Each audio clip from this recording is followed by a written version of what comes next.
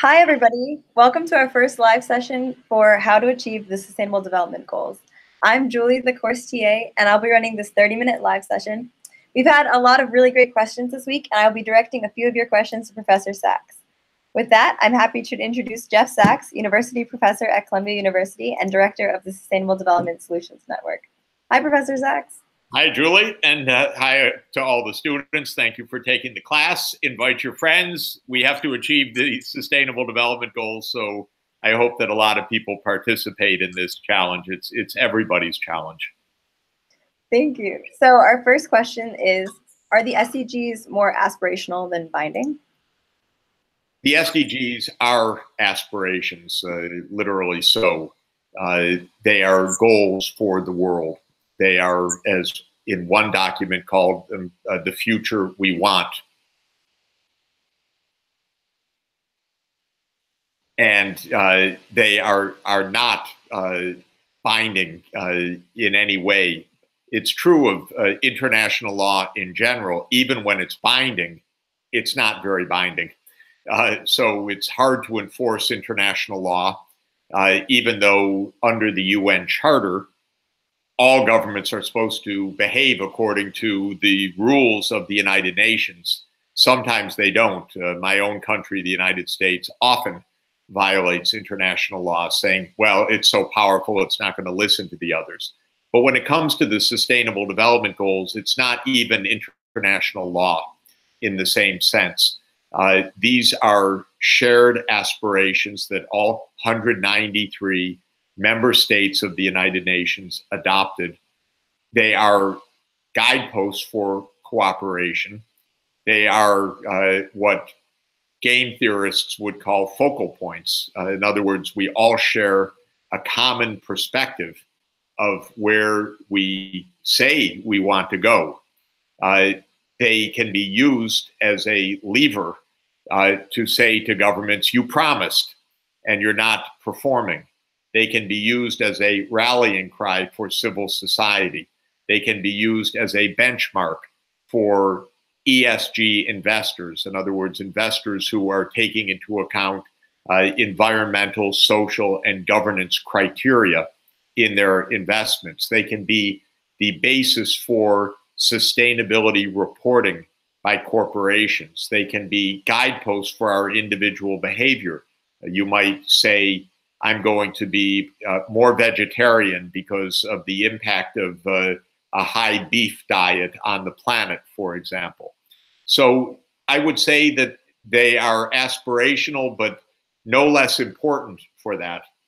They are a common framework for us to reorient the way that the world economy, politics, and social dynamics work. Okay, so to follow up to that, somebody asked if there was any way apart from the VNRs or the voluntary national reviews to ascertain and push for genuine national progress towards the SDG targets if they're not technically binding. A lot of the accountability has to take place at the national and local level. The SDGs apply according to a principle called subsidiarity, which we'll discuss also in the course. And that is that problems should be solved at the most local level feasible for solving the problems. That means that organizing the education system or even the healthcare system may be a challenge for municipal governments. Organizing the highway system is a challenge at a national scale. Organizing the power grid, especially for renewable energy, is probably a transnational or regional scale, because if you take my region, North America, Canada, Mexico, and the US should be sharing renewable energy across national boundaries. We should be managing, and we do actually manage, although not so well, the river sheds that flow across the national boundaries. We share waterways, so they have to be managed cooperatively. And certain goals can only be managed at the global level, like global climate change, which depends on every single country now taking actions to live within the realities of the Paris Climate Agreement. So in terms of accountability, accountability can be at the city level, it can be at the national government level, it can be at the level of the European Union or the African Union or the ASEAN countries of Southeast Asia. Or accountability can be hold the UN accountable also as the place where the global framework is to be carried out. And though the UN itself is really the sum of its members, the UN as an organized global entity has responsibility as well. So all of this is to say aspirational, yes, but accountable, absolutely. We need to hold our governments accountable. And one of the things we do in the Sustainable Development Solutions Network is spend a lot of time on measurement of the SDGs so we can help governments on the one side to say, look, here are the priorities. And also on the other side to say to governments, hey, you're not doing your job. And we need to get better and better at the metrics so that we can both give the diagnostics of where the priorities should be put, but also point the finger when governments are not doing what they should be doing and say, we all promised that every child would be in school, but half the kids are still out of secondary school. What are you going to do about it? And use our influence as citizens or as scholars or as business leaders to put pressure and hold governments accountable. So actually, our next question kind of relates to that. So the MDGs had goals that related to education and gender, and in many ways, some of them were not achieved. So one of our learners asked, why do world leaders not go back and try to achieve what was not achieved in previous agendas, such as the Millennium Development Goals, instead of creating new agendas? Well, partly the SDGs are a literal continuation of MDGs. So if you track the 8 MDGs, which I was very much part of, you'll find that there's a continuation to the SDGs on fighting poverty, hunger, the health goals, the education goals. They don't give up on the MDGs or forget them. They aim to build on them. And that means at least complete the MDGs and build further.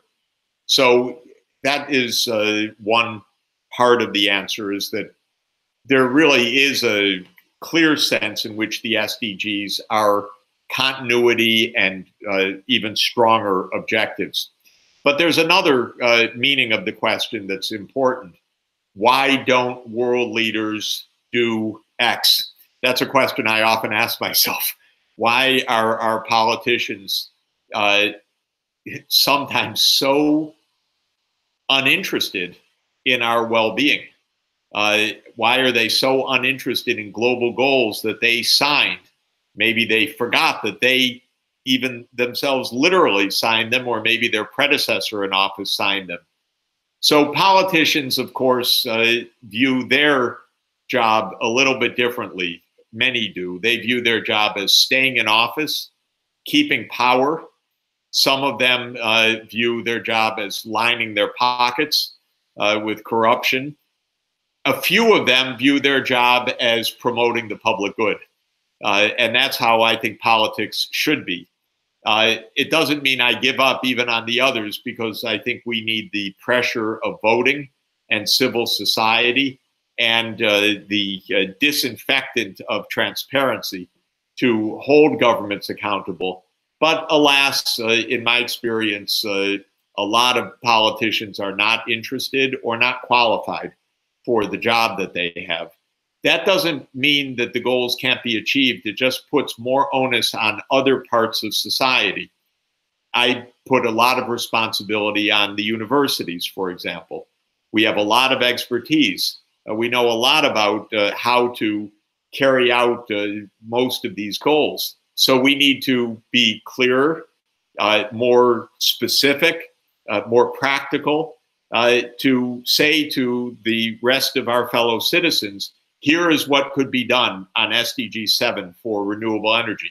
Here is what could be done on SDG 15 for protecting the terrestrial ecosystems, and so on. And I think with business also, there's a lot of corporate irresponsibility. Some of the business leaders are real crooks. I know some of them, and I'm often unimpressed at what they're doing, or they're even selling products that are dangerous for people. The fast food industry, the sugar beverage industry, which is contributing to a lot of ill health, the tobacco industry, obviously, which has killed countless people from addiction to tobacco. So the point is we need to press there too, and can't depend only on the goodwill and can't forget the goals, but don't expect an easy path where we set the goals and then everybody devotes all their attention to them. That's my dream. That's my job, is to devote attention to them. But others are more interested in winning the next election or in the bottom line of their quarterly profits. And I think that that leads to a lot of bad outcomes in society. These are good goals. If we really worked on them, we'd improve the lives of countless billions of people. So it's worth making that fight.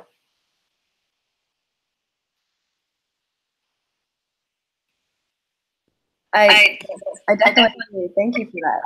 So our next question kind of goes into a similar vibe. How do the SDGs connect to and expand upon the already existing human rights regime? This person said that can an argument be made that Agenda 2030 has become the international human rights agenda? Well, the modern human rights agenda goes back to 1948, to the Universal Declaration of Human Rights. And that is a crucial document, sometimes called the Moral Charter of the United Nations.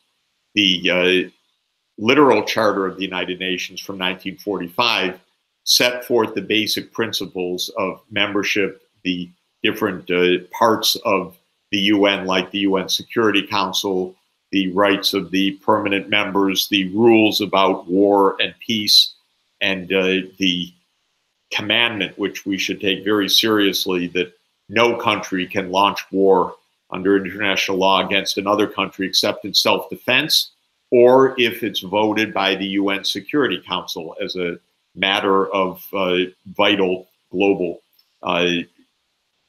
concern and consensus, in fact. But the Universal Declaration of Human Rights set forward some broad principles, including economic rights, like the right to decent livelihoods, which is now SDG 8, the right to education, which is now SDG 4, the right to health, which is now SDG 3. It's not exactly the same agenda. The SDGs are our generation's modernization of the Universal Declaration, but it is in the spirit. The Declaration of Human Rights didn't have so much about the right to the safe environment or concerns about climate change, which few people knew about in 1948. So there's definitely an upgrading of the agenda, a modernizing of the agenda. But the human rights community starts with the declaration. It goes through the covenants, the UN covenants on economic, social, and cultural rights. Alas, the United States didn't even sign those because we have so many right-wing conservatives here that they don't want to acknowledge the human rights to economic decency. And that's why we have a lot of very poor people in the United States and a lot of nasty politicians who ignore those poor people because they don't acknowledge the human right to health, education, safe water, safe environment, and so on. Now, at the UN, the human rights activities are now in a Human Rights Council. There is a high commissioner for human rights. There is an apparatus.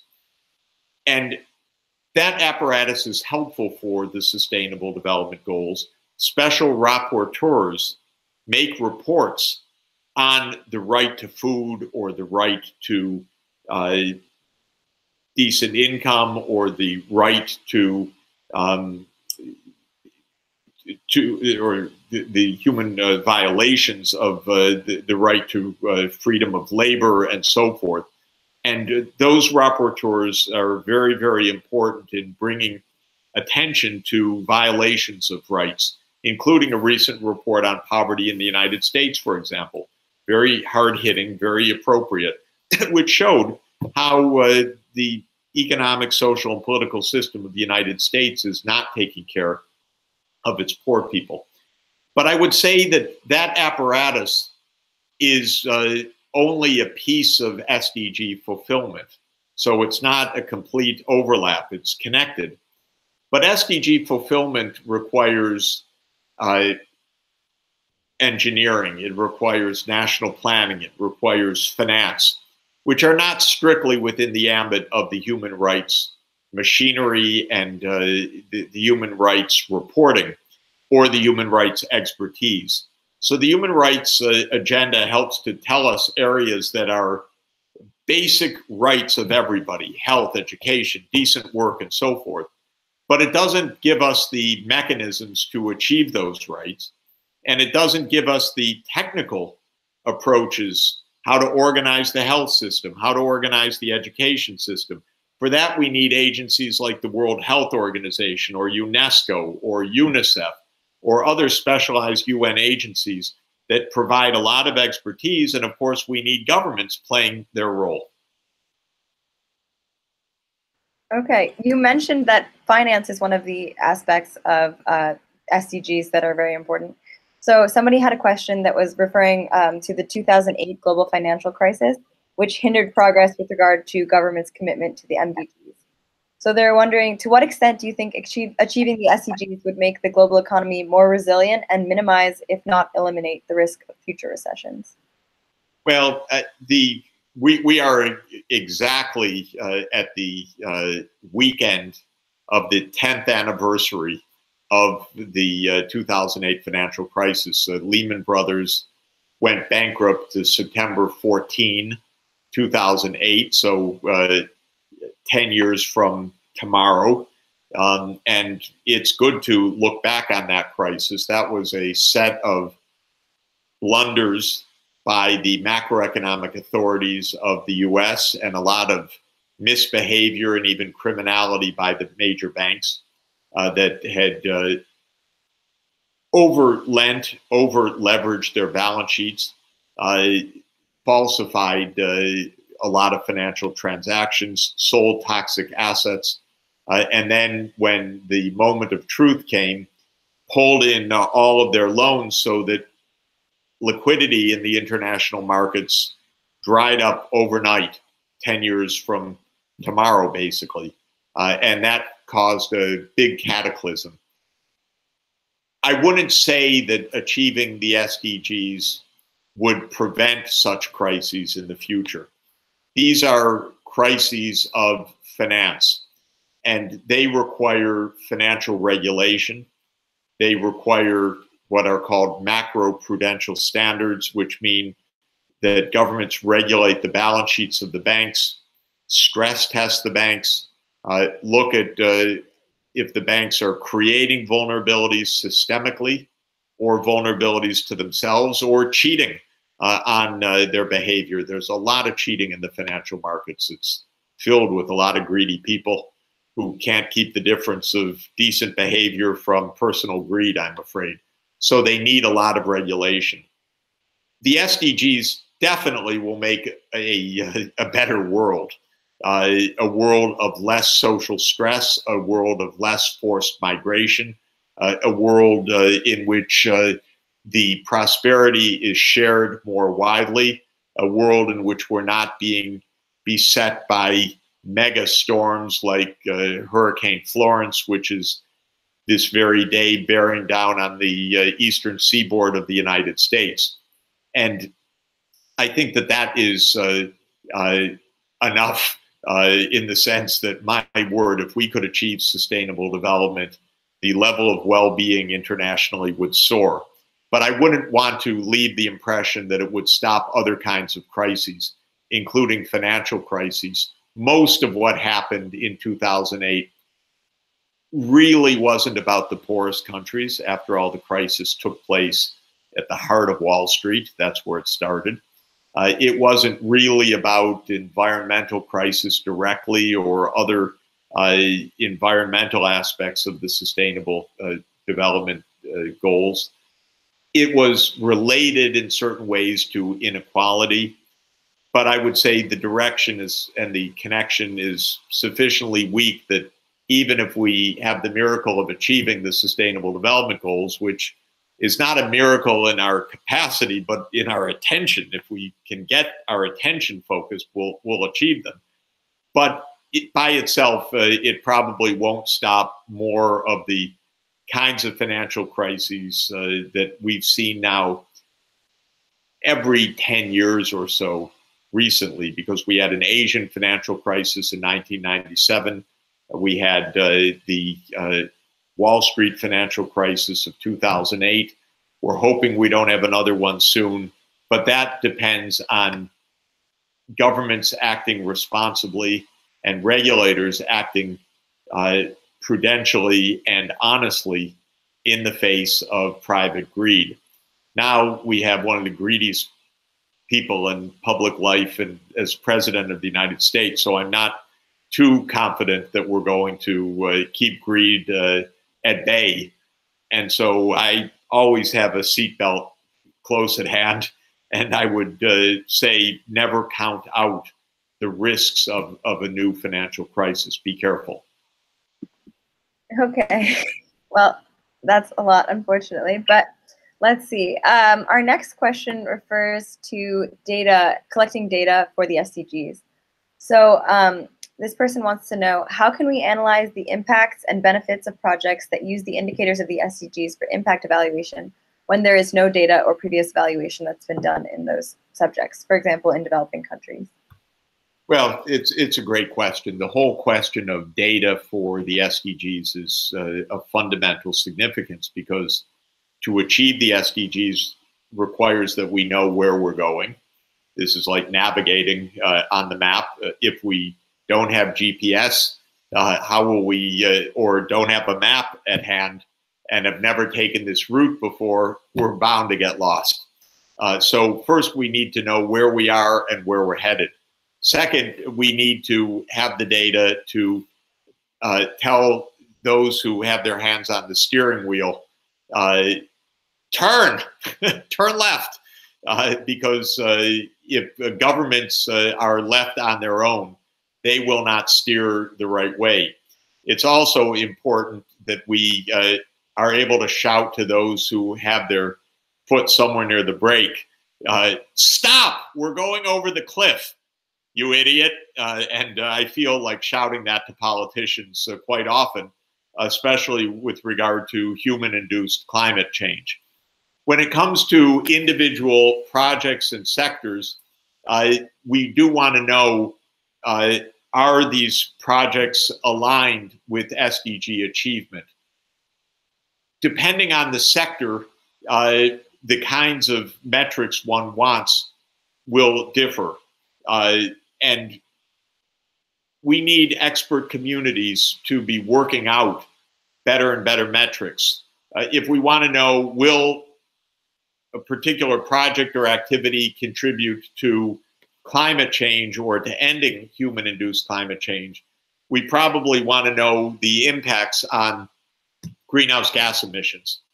And we will want to analyze, maybe in a life cycle approach, how a full different technology would impact greenhouse gas emissions in the future. If it's an agriculture project, we probably want to use the SDGs to keep in our minds that it's not only the food produced, but also the impact on water, which is SDG 6, or the impact on marine and terrestrial ecosystems, SDGs 14 and 15. that need to be kept in mind. So the SDGs can help us to remember that we're in a what mathematicians would call a high dimensional system. You can't just keep your focus on one direct thing in front of your eye, say growing more food. You have to keep your eye not only on that, but on health, on biodiversity, on ecosystem functions, functioning of cities, and so forth. So the SDGs help us to make multidimensional metrics and to keep logical frames that keep the multiple dimensions in sight. I'm interested in a particular part of this measurement challenge, which is how to use the new big data and the new kinds of data, the satellite data coming in real time or remote sensing data, to further our capacity to measure. We now are using, some economists are using the satellite nighttime lights imagery, how bright is a particular place in the world, as a proxy for how much poverty there is. This is very creative, and it can give us, even month to month, poverty data. We don't have to wait years and years for household surveys. We can use satellite data to tell us where forests are being deforested. We can use observational data to tell us where illegal fishing is taking place, and so forth.